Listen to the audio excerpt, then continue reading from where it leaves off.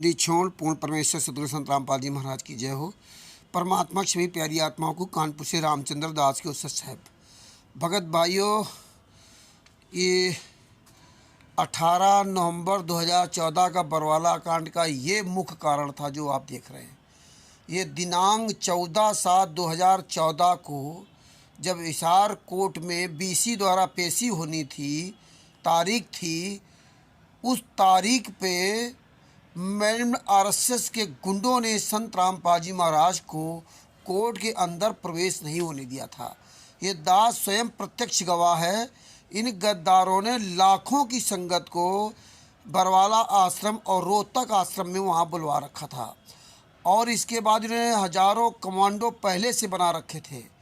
इन गद्दारों ने रात में हजारों लाखों लाठियाँ ट्रकों में लाद करके रातों रात रोहतक और हिसार कोर्ट के सामने लाखों की संख्या में भक्तों को वहाँ उतार दिया था ट्रक और बस से, और पूरा रोड कब्जा कर लिया था। प्रशासन को किसी को कुछ पता ही नहीं था क्या होना क्या नहीं होगा। सुबह जब देखा गया कि लोग सकते में थे कि ये क्या हो गया, लोग सोचते थे कि कोई प्रशासन का अपना कोई सिस्टम होगा जो पूरा रोड ब्लॉक, चारों तरफ लाखों की संगत लगी हुई है। ये मैंने आरएसएस के गुड्डों ने काम किया था क्योंकि संत रामपाल जी महाराज को ये सज़ा करवानी थी, बरवाला कांड करवाना था।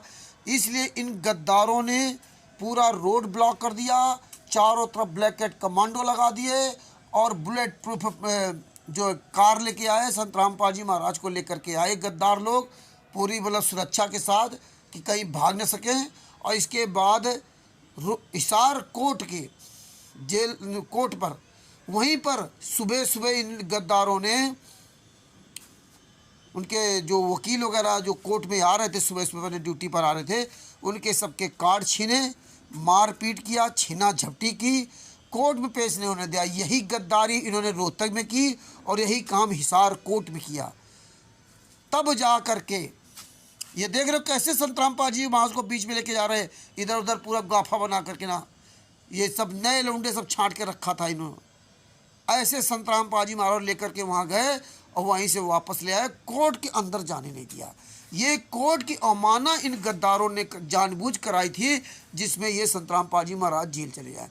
इसीलिए किसी तारीख पर उन्होंने जाने दिया था। अगर दिनांक 14/7/2014 को ये कोर्ट की तारीख पे जाने दिए होते तो ये बरवाला कांड नहीं होता और संत रामपाल जी महाराज आज 8 साल तक जेल में नहीं होते। ये है मुख्य कारण।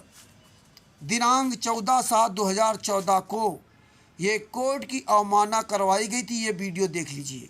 ये राहुल ठग मैडम आरएसएस का जो चमचा बन गया, पहले पवन ठग का चमचा था, उसने 5 घंटे वाली वीडियो में ये वीडियो डाल दिया।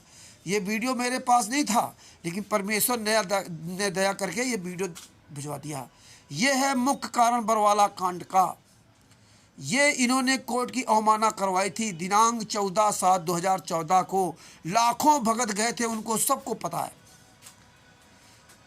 हमें किसी को नहीं पता था। ये केवल इस तरह कह के बुलाया था, गुरु जी का आदेश है सब लोग आ जाओ, गुरु जी का आदेश है सब लोग आ जाओ।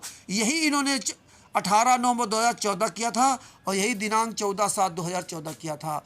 मेन बरवाला कांड का मुख्य कारण ये है। इसी में कोर्ट की अवमानना हुई और जब कोर्ट की अवमानना हुई तो इन्होंने कोर्ट की अवमानना भी तारीख पे नहीं जाने दिया।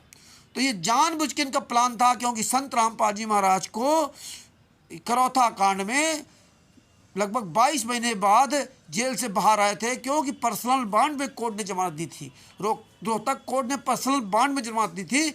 किसी भी शिष्य ने, किसी भी उनके भाई ने, ना उनकी बेटी, ना पत्नी, ना बेटा, किसी ने भी संत रामपाल जी महाराज की जमानत नहीं करवाई थी। और वही वर्तमान समय में हो रहा। 2 साल से नाटक कर रहे जमानत का और चंडीगढ़ कोर्ट में कागज लगा रखे हैं लेकिन उस तारीख पे बहस करने इनका वकील नहीं जा रहा, जानबूझ करके नहीं जा रहा।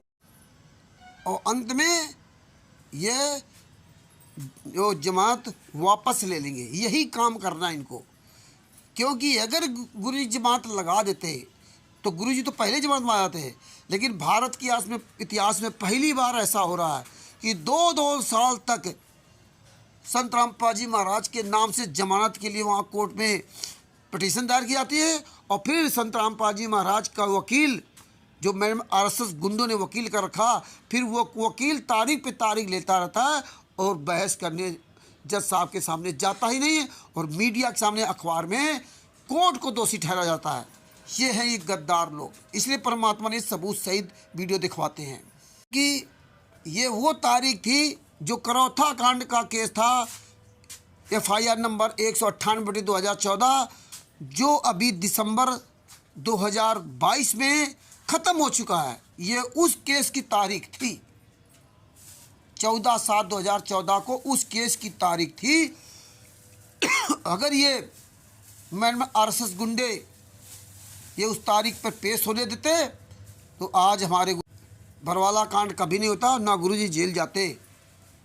ये है बरवाला कांड की असली सच्चाई। ये कानपुर से रामचंद्र दास प्रत्यक्ष गवाह है, प्रत्यक्ष गवाह। सच साहिब बंदी छोड़, सतगुरु संत रामपाल जी महाराज की जय हो। सच साहिब।